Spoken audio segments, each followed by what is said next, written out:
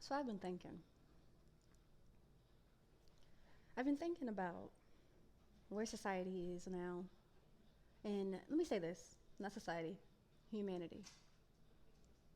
Where humanity is and how it just keeps growing in technology and progressing in ways that are seemingly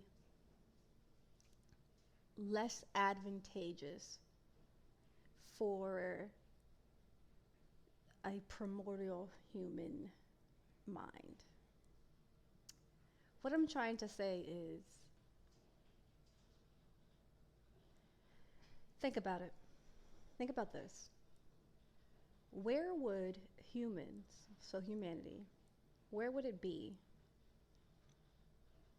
if we didn't have progressives? Where would it be if we didn't have maybe narcissists or entitled people, selfish people, gold diggers? Um, where would we be if we didn't have stolen authority or perceived self empowerment? And when you think about the reason why humans, you know, evolve is a too big of a word, but the reason why humans throughout the generations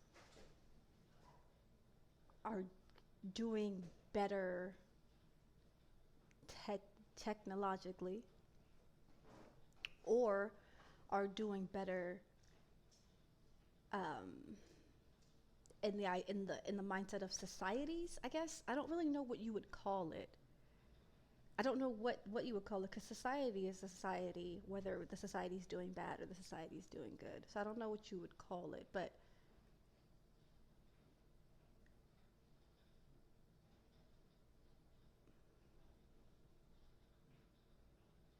I might be taking too long to try to explain what I'm trying to say. So let me say this. If there wasn't an evolved monkey that didn't want to be the leader of the tribe so bad that he had to start telling the other monkeys what to do, we wouldn't be in the world that we have today. For us, wait, which one's, yeah, first world. For us, first world civilizations.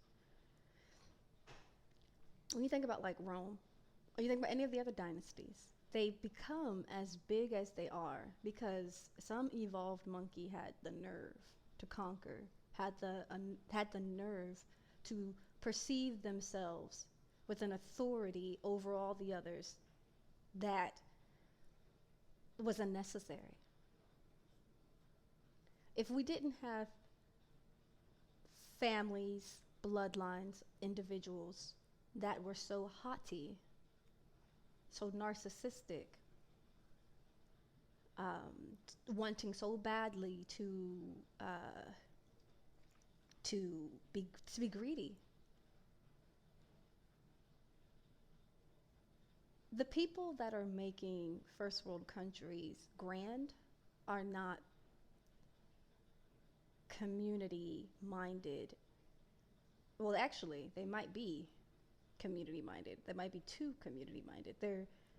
They're individually minded in the sense that they're selfish, but they're community minded in the sense that they disregard everybody else and they see everyone else outside of themselves, not as individuals but as the community.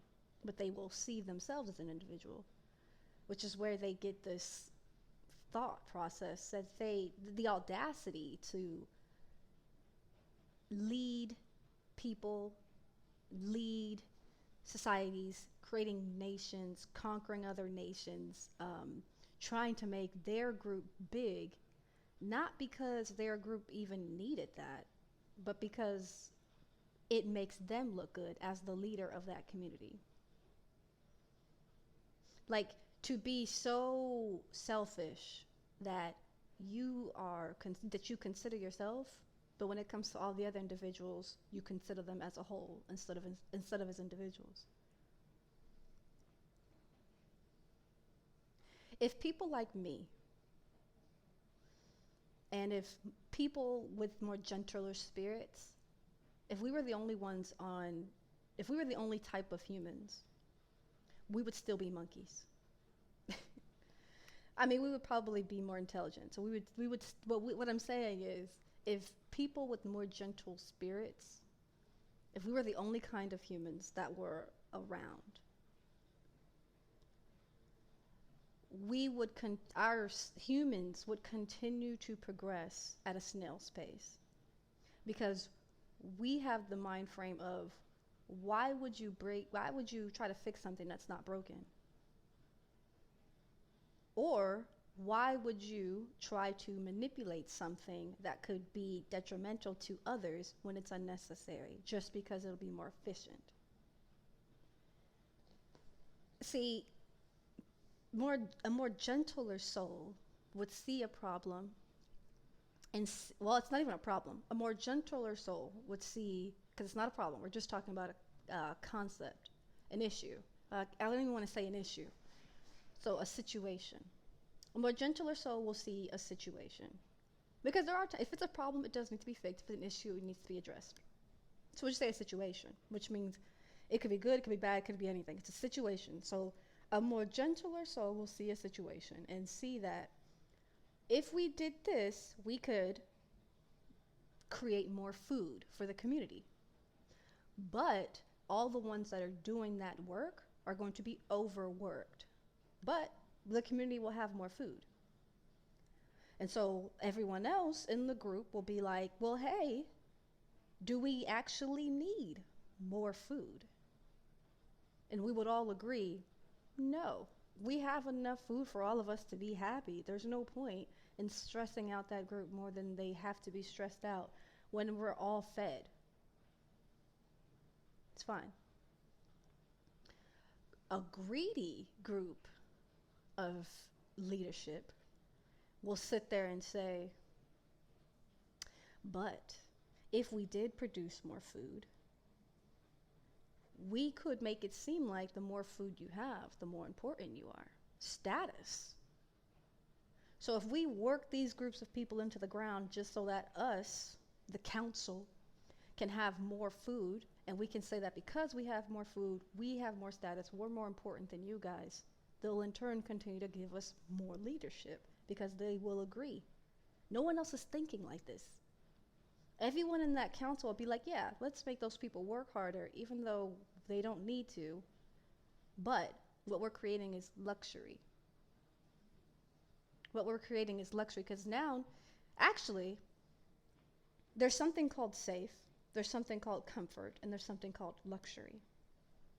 Right now, everybody is safe. Everyone can eat. So right now, everybody's safe. Naturally, you don't even need to push people to do this.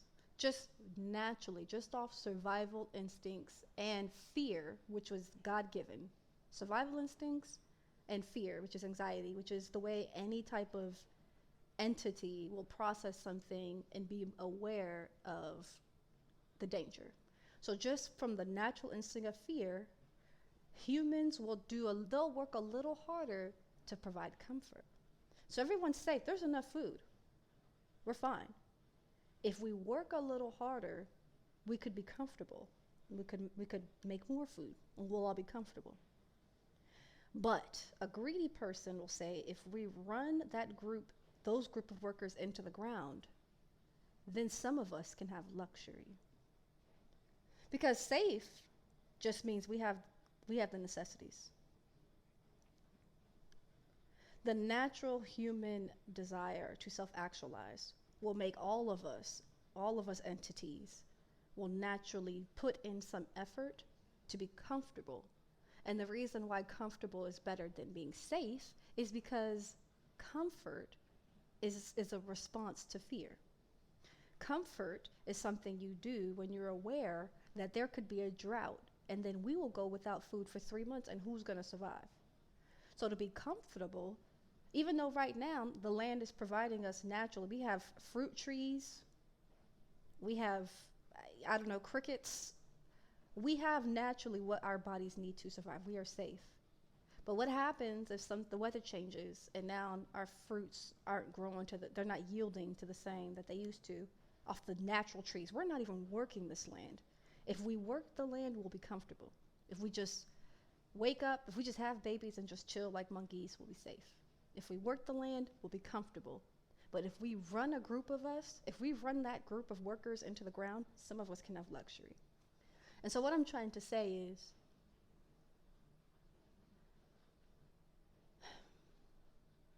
if there wasn't haughty people, first world countries wouldn't exist.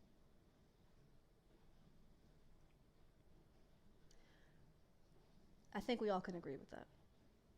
So here's the kicker, right? Here's the kicker. What happens when the greed of our leaders gets too big? This has happened in the past with every dynasty, with every civilization. Rome fell because of its own fault.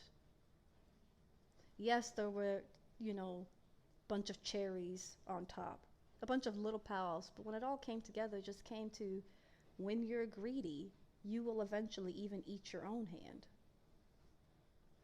When you're greedy, you will eat the hand that feeds you. And at some point, if you get too high at the top, the only hands that feed you are your own hands because you're running shit.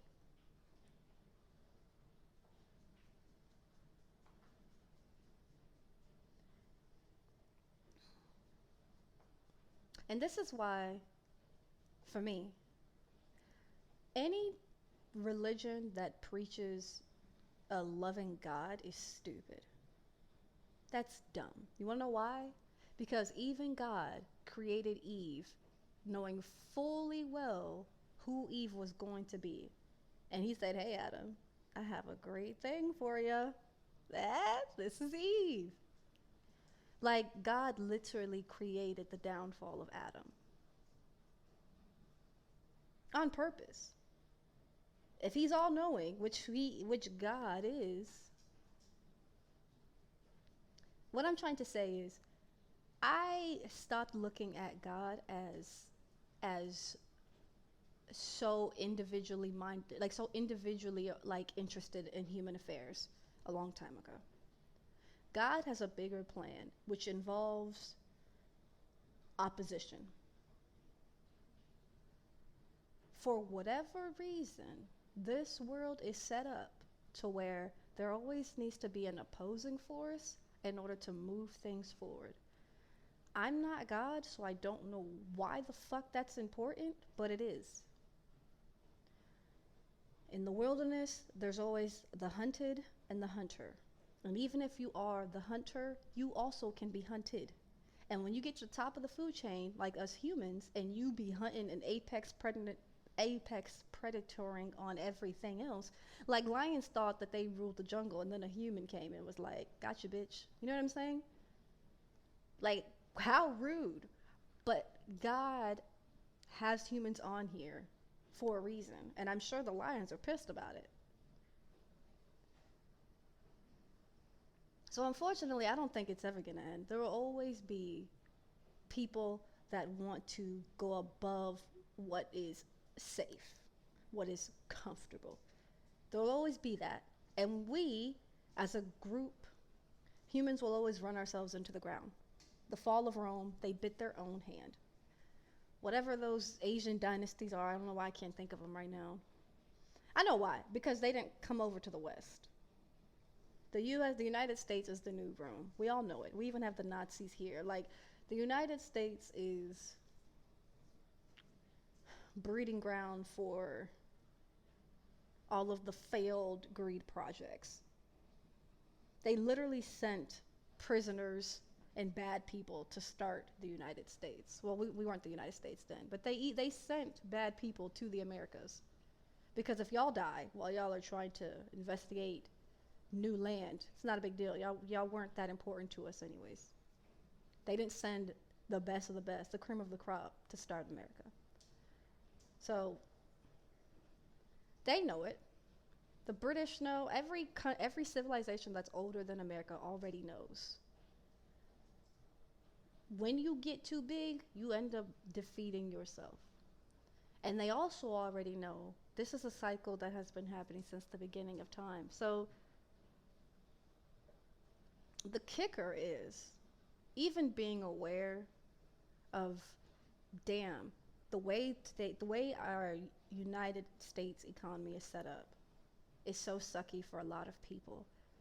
And we could say, well, we just need to get into politics and change it. And the truth is, no, because anybody who's willing to work hard enough to really get in positions to change politics is actually not a gentle person to begin with.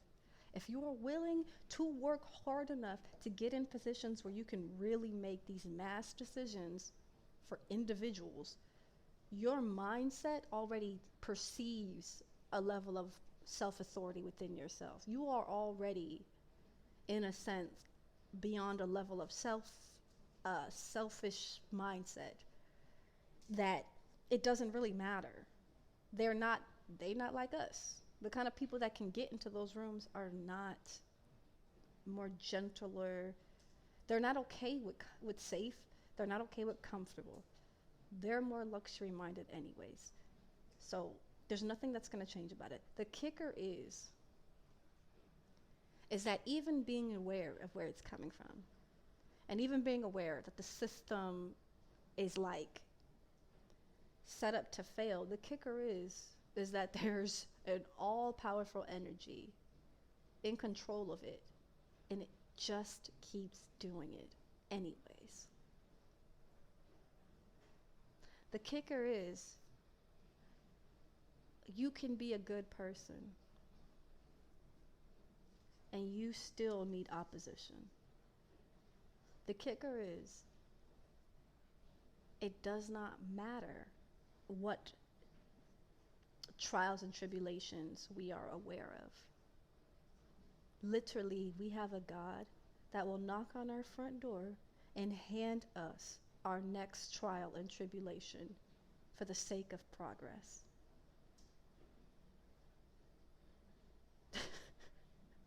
There's nothing you can do.